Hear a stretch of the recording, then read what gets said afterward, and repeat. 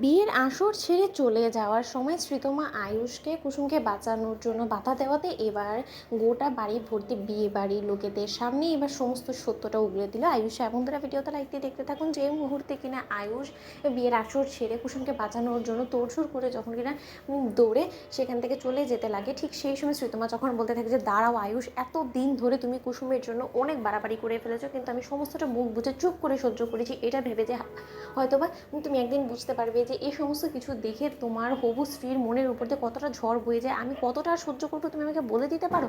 তোমার একটা সাধারণ কাজের মেয়ের জন্য এতটা কিসের ভাব ভালোবাসা সেটাই তো আমার মাথায় ঢোকে না। এবং তুমি আমাকে একটা কথা বলো তো, যদি আজকে আমি তোমার লাইফে সত্যিই কোনো ইম্পর্টেন্স রেখে থাকি, তাহলে তুমি কোনোভাবেই আমার সাথে এই বিয়ে সম্পূর্ণ না করে এখান থেকে কুসুমকে বাঁচানোর জন্য চলে যাবে না।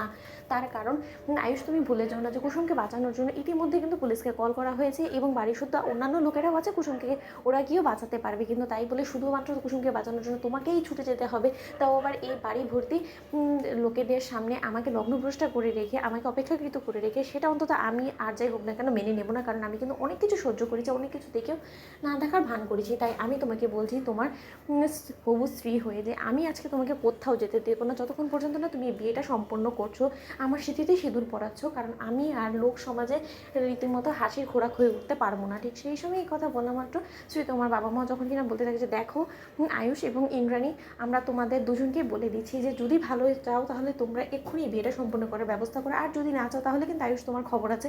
তুমি জানো না যে আমার মেয়েকে যদি লগ্নভ্রষ্টা হতে হয় তোমার কোনো কারণে, তাহলে কিন্তু তোমাকে ছেড়ে কথা বলবো না। শুধুমাত্র তোমাকে কেন, তোমার গোটা পরিবারকে কোমরে দড়ি দিয়ে হাজতবাস কী করে করা হয় সেটা আমরা খুব ভালো করে জানি। আমরা তোমাদের বিরুদ্ধে ডিরেক্ট অ্যাকশন নেব, সেটাও হলো কি রীতিমতো প্রতারণা। তাহলে বুঝতেই পারছো যে তোমার কারণে আয়ুষ কিন্তু তোমার গোটা পরিবার এখন ভেস্তে চলে যাবে। ঠিক সেই সময় কথা বলা মাত্র ইন্দ্রাণী গাঙ্গুলি যখন আয়ুষকে বলতে থাকে যে আয়ুষ, আমি মানছি যে এই খবরটা শোনার পর তোমার জন্য বিয়ের আসরে উপস্থিত থাকাটা খুব বেশি কষ্টদায়ক, বিয়ে সম্পন্ন করা কষ্টদায়ক, কিন্তু তার শর্ত এদিকে শ্রীতমার কথা তো তোমাকে ভাবতে হবে। কারণ তুমি ভুলে গেলে চলবে না যে শ্রীতমার মা বাবাকে আমি কথা দিয়েছি যে শ্রীতমার সঙ্গে তোমার বিয়েটা সম্পন্ন হবে। তাহলে তুমি মাঝ আসরে বিয়ে ছেড়ে যেখান থেকে চলে যেতে পারো না। তোমার টেনশন হচ্ছে কুসুমের জন্য, তুমি একদম ভেবো না। ঈশান যাচ্ছে তো, ঈশান, রাজ, সিদ্ধার্থ, ওরা সমস্ত লোকেরা যাবে, তার সাথে তো পুলিশ আছে, ওরা ঠিকই কুসুমকে বাঁচিয়ে আনতে পারবে। তুমি দেখে নিও, তোমার বন্ধুর কিচ্ছু হবে না। ঠিক সেই সময় কথা বলা আমার আয়ুষ যখন বলতে থাকে শ্রীতমা আমার হাতটাও ছাড়ো, ঠিক সেই সময় শ্রীতমা বলতে থাকে যে আমি ছাড়বো না আয়ুষ, কারণ আমার এখন সম্পূর্ণরূপে তোমার উপর অধিকার রয়েছে। ঠিক সেই সময় আয়ুষ এক পর্যায়ে কন্ট্রোল হারিয়ে ফেলে নিজের উপরে এবং আয়ুষ বলতে থাকে যে